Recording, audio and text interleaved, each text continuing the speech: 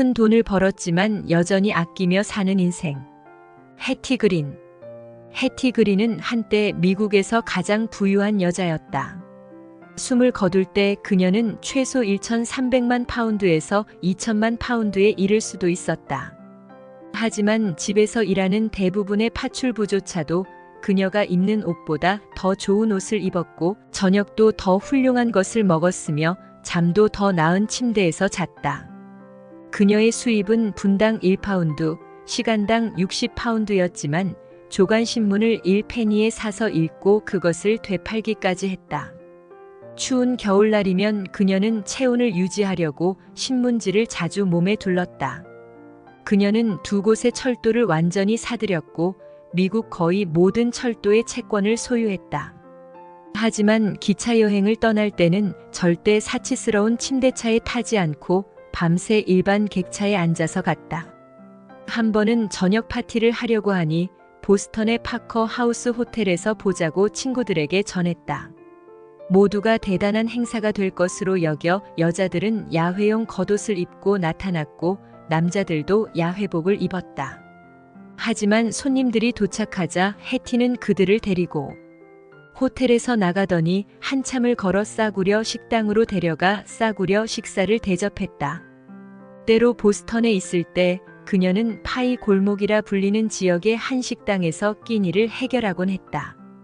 그 도시의 파이 골목은 삶은 콩 한 접시를 3.5펜스에 작은 쐐기 형태의 파이를 1페니에 먹을 수 있는 곳이다. 그녀의 수입은 당시 초당 4펜스 이상으로 버는 만큼만 먹어야 한다면 초당 4개의 파이를 먹어야 했다. 78세가 되었을 때 한 신문 기자가 그녀에게 아직 정정하신데 건강의 비결이 무엇이냐고 물었다. 그녀는 등심 스테이크, 감자튀김, 우유를 탄 차를 매일 아침 식사로 먹고 스테이크와 우유에 있는 세균을 죽이려고 종일 구운 양파를 씹는다고 했다. 안타깝게도 그녀는 양파에 있는 세균을 죽이려면 무엇을 씹어야 하는지는 말하지 않았다. 1893년 불볕더위가 기승을 부리던 어느 날 해티 그린은 아버지에게서 물려받은 창고의 다락으로 기어 올라갔다. 7월 땡볕은 쇠로 된 지붕을 달구었고 다락을 뜨거운 지옥과 별반 다를 바 없는 수준으로 만들었다. 그런 살인적인 더위에서 그녀는 색깔 있는 넝마와 흰 넝마를 분류하는 일을 몇 시간이나 했다. 폐품 수집업자가 흰 넝마는 다른 것보다 0.5페니를 더 쳐주었기 때문이다. 그녀는 월스트리트에 투자한 종목들의 현황을 살피면서 대부분의 시간을 보냈다. 그것은 위험한 일이었고 그녀도 아는 바였다. 또한 뉴욕에서 아파트를 빌리거나 가구를 하나라도 사면 세무관리자가 급습해 매년 6,000파운드를 가져갈 것도 알았다. 그래서 세금 징수인을 피하고자 싸구려 하숙집을 전전하며 살았다. 심지어 절친한 친구도 대체로 어디에 숨어 지내는지 몰랐다. 그녀는 가명으로 살았고 넝마를 걸쳤고 짐도 얼마 없었기에 지불 능력을 의심하는 하숙집 여주인들은 빈번히 그녀에게 숙박비를 선불로 내라고 요구했다. 그러나 나이가 들면서 기적이 벌어졌다. 한 친구가 그녀를 설득해 미용에 60파운드를 쓰게 되었고 그 대우를 받을 때마다 확실히 한 살씩 더 젊어 보였다.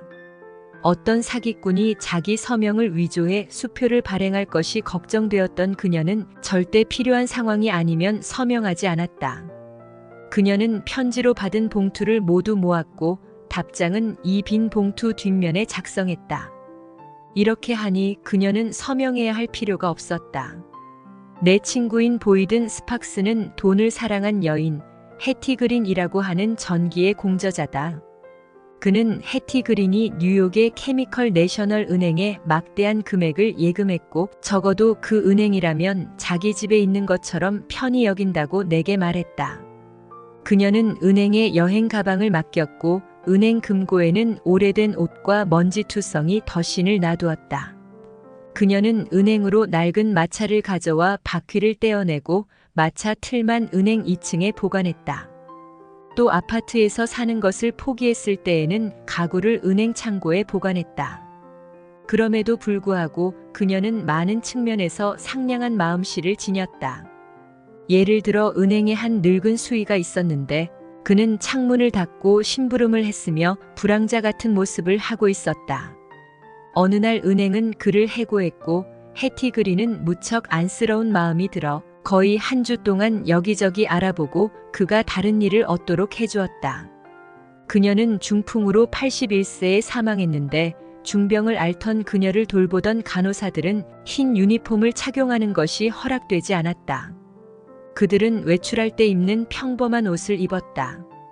그래야 해티가 그들이 간호사가 아니라 평범한 고용인이라고 생각할 수 있었기 때문이다. 그 늙은 숙녀는 비용이 많이 드는 숙련된 간호사가 옆에 있다고 생각하면 평화롭게 숨을 거두기 어려웠던 것이다. 인생경영 포인트. 해티 그린은 큰 돈을 갖고 있으면서도 돈을 쓰기 아까워한 사람, 즉 구두쇠였다. 구두쇠와 관련된 몇 가지 이야기를 소개해 볼까 한다.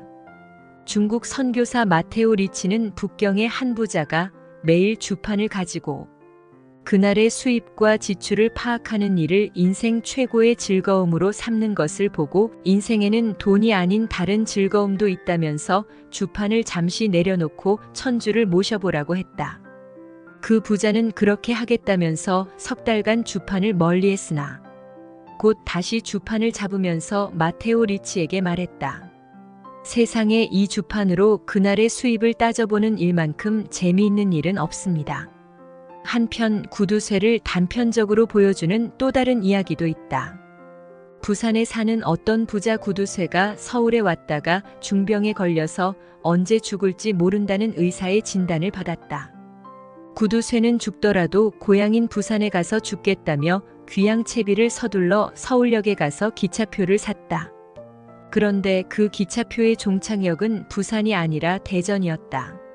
친구가 옆에서 왜 대전 가는 표를 끊었느냐고 물으니 대전에 도착하기 전에 죽으면 기차표 값이 아까워서 어떻게 하겠느냐며 대전에 도착하면 다시 대구까지 표를 끊을 것이라고 대답했다. 돈을 벌어서 착착 모으는 것, 그 자체를 좋아하고 인생의 목적으로 삼는 사람이 바로 구두쇠다. 흔히 그들은 이렇게 말하곤 한다. 돈에는 눈이 달려 있어서 돈을 사랑하는 사람들에게만 찾아오고 돈을 우습게 보는 사람들은 귀신같이 알아보고 그들은 절대 찾아가지 않는다고 말이다. 해티 그린도 그런 삶을 살았다. 큰 돈을 벌고 나서도 여전히 빈자처럼 생활했다.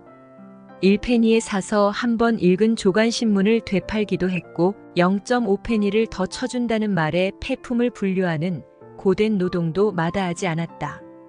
자기 집의 모든 파출부보다 더 허름한 옷을 입고 더 빈약한 식사를 하고 더 낡은 침대에서 잤다. 해티 그린은 앞서 등장한 짐 브레디와 완전히 반대되는 인생을 살았다.